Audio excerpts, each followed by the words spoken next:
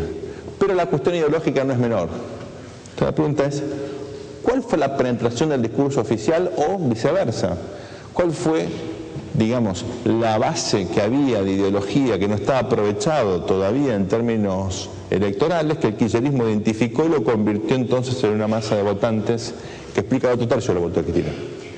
Bueno, hicimos un índice de ideología que llamamos índice de progresismo, donde preguntamos, por ejemplo, ¿está de acuerdo con la intervención del Estado?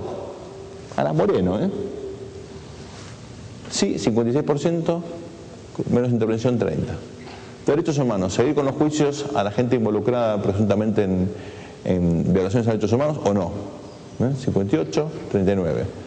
Respecto a la inseguridad, ¿mano dura o garantismo? 57% de garantismo, curiosamente.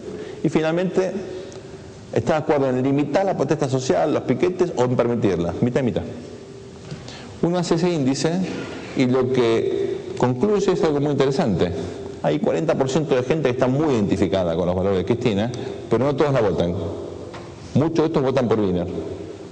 Lo interesante es que hay un 60% que tiene identificación media o baja con esos valores. O sea, hay todavía un predominio de gente más bien de centro, o incluso de centro-derecha.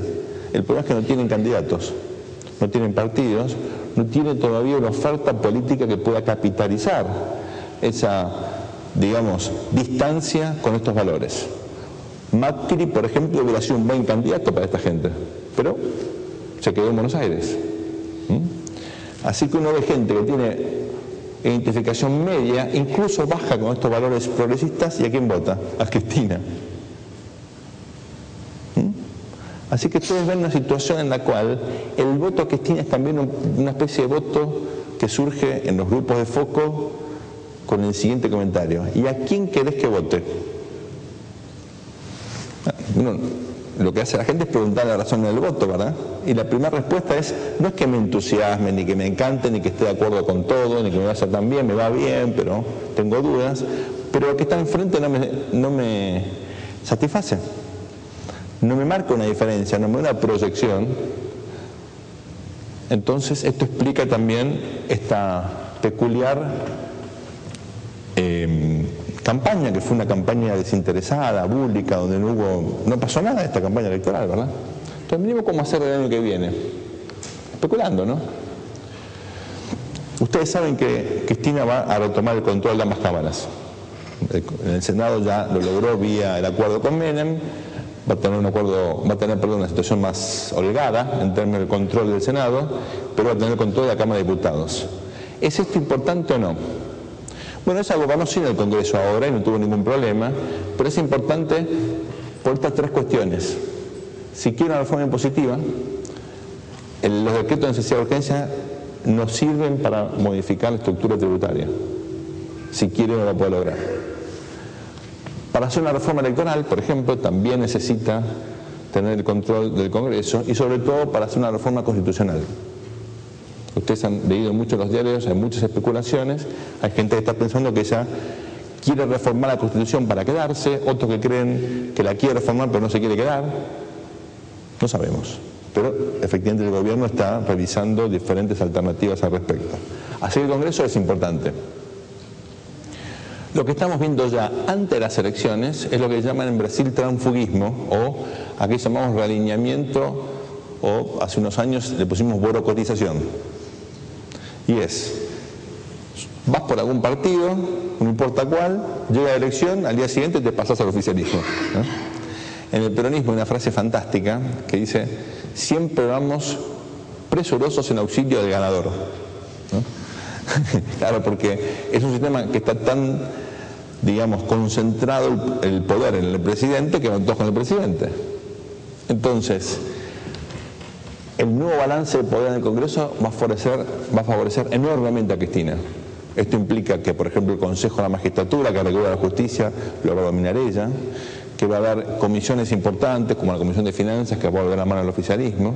Esperen, por ejemplo, una nueva ley de entidades financieras, o un cambio en la Carta Orgánica del Banco Central. Entonces el gobierno se va a financiar con las reservas, como vino haciendo hasta ahora, pero ya no de libre disponibilidad, sino con las reservas. Le va a meter un bono, va a sacar la reserva, la va a vender y va a usar para el gasto corriente.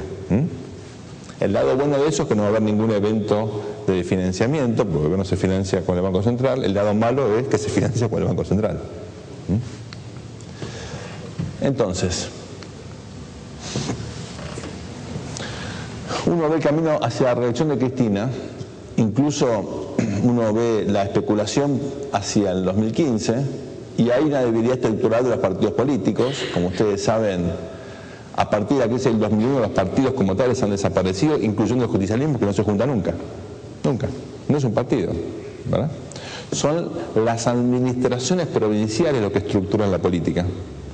Entonces, primero va a salir Cristina, segundo el gobernador Wiener, tercero probablemente el gobernador Rodríguez Sá, porque son los gobiernos provinciales o el gobierno nacional los que financian la política. Hay entonces una reflexión que estamos haciendo, y es que la elección del 2009, donde la oposición sacó 2/3 de los votos a nivel nacional, fue una golondrina que no hizo verano. Porque no fue una foto que mostraba una oposición reconstruyéndose, fue un acuerdo contingente de fuerzas que cuando estaban haciendo la elección estaban todos peleados. Porque al no predominar los partidos, predominan las personas. Y las personas en política todas compiten por el poder, que es lo que uno hace en política. Entonces, como no hay restricciones, están todos a los codazos. Y aunque ganen, se pelean. Si pierden, imaginen, ¿no? Entonces, la verdad que la imagen que se tenía de una oposición que estaba ganando momento, en realidad no era así. Fue simplemente el fruto de un gobierno, el de Cristina, muy débil, con un liderazgo, el de Kirchner, muy desgastado, después del conflicto con el campo, en medio de una recesión. Así que la posición que tenemos hoy se parece mucho a la de 2007. Entonces, ¿quiénes aparecen como los nuevos opositores? Bueno, un poco de política ficción, ¿no? Pero en principio, efectivamente, Mauricio Macri tiene una chance de capitalizar justamente ese segmento de centro-derecha que no tiene líder y que está a deriva. Y él con una postura un poco light, pero justamente gracias a eso puede a poquito empezar a proyectar su liderazgo en el resto del país.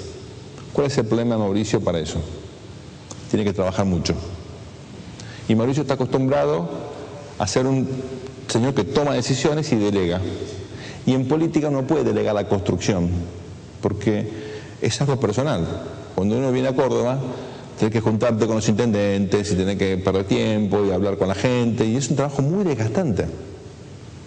La tarea política de construcción de alianzas es muy artesanal, y todo el mundo quiere hablar con el que va a ser. Entonces todo eso requiere un ejercicio muy intenso de liderazgo, que yo lo conozco bastante a Mauricio, no sé si él tiene la pasión, digamos, y el compromiso para hacerlo. Él querría gobernar, pero no sé si tiene, ustedes me entienden, ¿no? La especie de, digamos, el carácter como para hacer ese trabajo, ¿no? Pero yo creo que tiene una chance. Hermes Wiener va a ser el segundo, casi con seguridad, pero tiene varios problemas aparte de la cuestión ideológica. Uno muy importante, que es un muchacho de casi 70 años. Va a tener 74 para la próxima elección. Todos los argentinos se van a preguntar, ¿vamos a votar a un presidente por 4 años? Va a ser débil porque la gente va a empezar a pelearse por la sucesión si es que gana. La edad de los líderes no es un dato menor. Entonces, esta elección proyecta un líder como líder de la oposición que por una cuestión biológica probablemente no sea un candidato, digamos, con chances efectivas de conducir un proceso de renovación en el año 2015. Ojalá que sí, ojalá que dure eternamente, pero ustedes me entienden, ¿no? Argentina